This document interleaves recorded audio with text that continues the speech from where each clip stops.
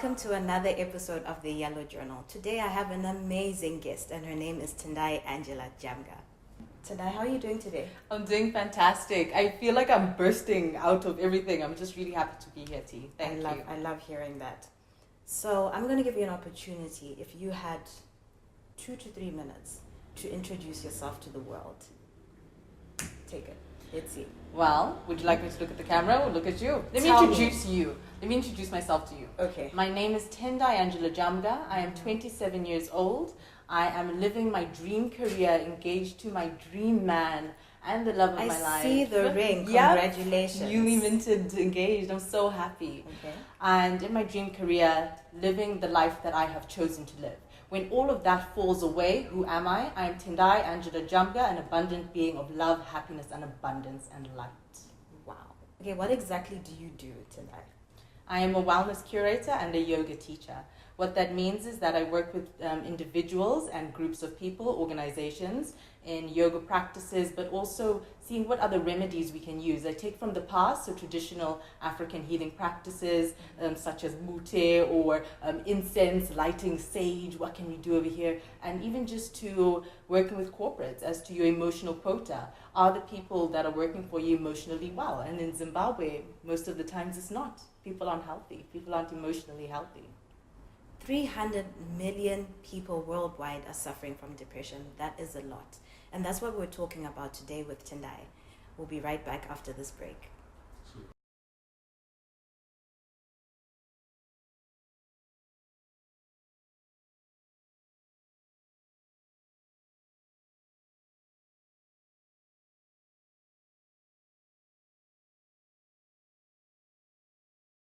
Welcome back. Right before the break, I was talking to Tendai, who is a wellness curator and a yoga teacher. Today we're talking about depression, especially in the 21st century. There are so many people living with depression in the world, and it's one of the leading disabilities right now. Tendai, I think you know a lot about this. Yes. I think our vibe is really good, but we're going to talk about something very intimate and something very deep. Mm-hmm. I feel like so many young people or people in general are suffering from depression, and it's become almost like an accessory. Yes. I'm depressed. Yes. I was depressed. I've been depressed. Yes. Like, in your opinion, where is that coming from, especially right now in the type of era that we're living in? I believe that depression is a loss of soul power. Okay. The reason I say that is because before we could live in a house of 10 people and people would get along. Now we sit on our computers, we sit on our phones, we don't even have meals with each other. We then have a conversation with somebody and what's the next thing that we say? Oh, it was so annoying. Oh, I can't live with that person. And then guess what we do? We move away. We've got a whole generation of young people that have gone off to university and coming back saying they can't live with their parents and they can't live with their family, and then sinking into depression. Why is that? It's because of the lack of social and interaction. It's the intimacy that has been lost. Depression has been described as a destruction of the mind. Mm-hmm. Yoga is described as a fluctuation, a cessation of the fluctuations of the mind. So what depression is, here's your yoga, here's depression. This is all that your life is doing to you. How do you come out of the states of chaos? And how do you become still? And then how do you become still? Because this is what we're all trying to achieve. There's not one person on this earth that I believe is trying to get depressed. Nobody wakes up and says, I am going to completely stay in this depressive state. We don't do that. So let me cut you there. I was having a conversation with someone and they were saying that they feel like we use that term a lot. Mm. Yes. Do you think that it's become, I don't want to say cool, but it's become very normal to say, I'm depressed or I've been depressed? It's not that it has become normal. I think that the problem is when it becomes a crutch for somebody. When you are saying, I cannot get out of bed because I'm depressed, when in actual fact, you're just lazy. Mm-hmm. So we need to actually cut the bullshit and be honest with ourselves. Are you depressed? Have you been for an MRI? Have you been for your scans? Or are you just being lazy? And when you say lazy, what are we talking about? I feel like, and we discussed this before, that we are unable to sit with ourselves. So this means having time with yourself, because we're so busy. Generally, we're busy people. So if we're not at work, we're working on a project or on our phones. And I think that's what I want us to talk about, the Instagram generation, right? The social media aspect. How do you think that influences how we are mind, body, and spirit? Okay. I completely believe in everything aligning with what you're doing in that moment. A great way to check where you are in life is if you check to see what's surrounding you. You'd be like, oh, I manifested that. If you have a broken phone, if you're watching this on a broken phone, be like, I manifested that. If you're looking out and you're seeing roses and stuff, that is what is there. I manifested that. What then is the same with social media? How are you manifesting yourself onto the gram? Are you showing the best part of yourself, or are you showing the shallow, petty side of you that is coming from your lower chakras? That space of stillness is available within every single person. And even when we're tying it into depression, it's okay to normalize depression, especially on social media, because that has given us an in to be able to talk about it with our peers. Whereas before we wouldn't have been able to. So I think that's incredible. Wow. I do want to kind of go on a bit more about the mind, body, and the spirit and soul. The mind, described within yogic philosophy, the mind is within every single cell and living particle surrounding us. The mind is not trapped within the body, within the brain. The body is this physical body that we can touch, that we can see, that you can feeling all of these sensations, right? And then comes our soul. Our soul is what animates our body. Our soul is what is outside of us, that's drawing you always closer towards this great thing that you're supposed to do, towards your purpose. Think of your soul as your purpose. So when we say experience your body, that's what we mean. Aligning yourself, mind, body, and spirit and soul, especially within social media, means that you're only manifesting the greatest parts of you there, right? So then social media wouldn't be a problem and not bringing you depression. But if you really have the depression within you, guess what you're mirroring? And you manifest it. Exactly. Am I getting you right? Yes, you are, girl. Well, that's a whole lot of stuff to take in. Very, very interesting. We'll be right back right after these messages.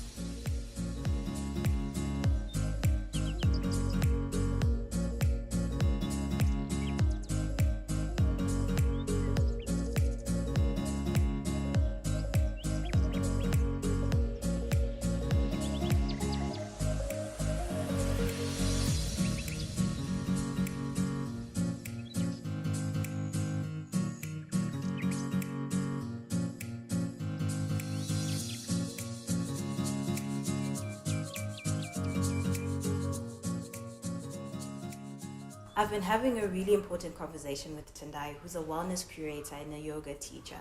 Depression is something that far too many people are going through right now. And I feel like it's our responsibility as young people to have those conversations. We've been talking about depression, and I think it's a very important conversation. Tendai, I want to ask you two questions. What are the causes of depression, and what are the antidotes? I believe that there is one cause of depression, and that is not being able to live with yourself. Self with a capital S. It is you not being able to sit with who you are within your sadness and have the acceptance. Accept what has happened to you. Depression tends to come about because of traumas that have happened, a loss of a loved one, a heartbreak. It breaks your heart, and of course guilt and shame are going to creep into your bones. And I think even loss of self. Yes, sometimes. Beautiful. Yeah. Loss of self. And again, that self that we're talking about, that's your love. That's your abundance. At our core, we are such fantastic, good people. We are good people. There's nothing to change or to alter about us. But then these other things start to creep in, like insecurities. And here's your hole, and guess what's happening? We're saying, oh yes, but you're ugly. Oh, that person called you this. We don't like you. Now your whole self is shrinking. This side has gotten bigger. That self is not you. So we allow this other self and all of these negative thoughts to consume us. And for what? And how do we make that better? What are the antidotes? You have to start with your thought process. Your belief core system is what governs your life. What you believe, you create. When you are sitting there and saying, I am ugly, that will manifest. Yoga. I will always come back to yoga. Yoga means joining. It means addition. bringing together your mind, your body, and your soul. How beautiful is that? Just to get to a space of love and into that wholeness of self.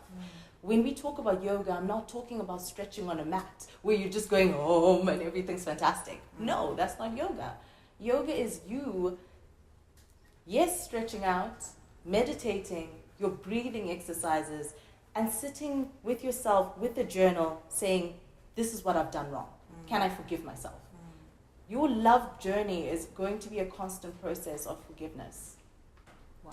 Because you have to mother yourself. Many of us are walking around with mother wounds. Father wounds. But if we keep attaching ourselves to how other people have treated us and place our validation in other people, guess what? We're going to die along with them. So we need to take responsibility for Yes. ourselves. Be accountable for Be ourselves. accountable for yourself. And I know people say a lot of, cliche things like save yourself, but you literally save yourself before you can even save the person next to you. Exactly. Many of us have been on airplanes before. They tell you, don't put on that oxygen mask onto the next person until you give it to yourself. You have to keep yourself full and abundant and full of joy so that is what you are able to give off to others. Don't forget, your energy will always tell the truth. If you are sitting in a space and you are depressed and you are trying to be happy, people can feel it. Be honest with yourself. Be accountable. Be responsible. Fight for yourself. Fight for that greatness to come out. You are not inside that womb for 9 months, and even you being in this space just so that other people can treat you like crap and trick you into thinking that you are not worthy. No, you are worthy. You are abundant. You are magnificent. And I say this throughout all of my classes. I sound like a tape recorder, a broken tape recorder, because I want to really affirm people that they are great. At our core, we are good. There's nothing to change or to alter. Just deal with the depression, the anxiety. Become whole with yourself. Wow. Fall in love with you. Wow. That is beautiful, Tendai. Thank you. So how do people get in touch with you? The best place is on Instagram. So that is Tendai_Angela. And I will be on DMs. Please slide into my DMs. I really like it when people do. And comment on pictures. My Instagram is deeply personal to me. I know I've got long captions, but pull through. Let's have a conversation. And not even just about depression. Talk to me about anything. Yeah, anything. Wow. So save yourself. Be brave. Nobody can be brave for you. We are going to insert some information. If you feel like you have depression, if you feel like you need some help, we're going to insert some information just below. Before we go, Tendai, Yes. you have to sign the yellow journal. And something special about the yellow journal is I actually got it from Tendai. So it's very, very special to me. It's from her company, African Beauty Factory. So watch out for that. Thank you so much.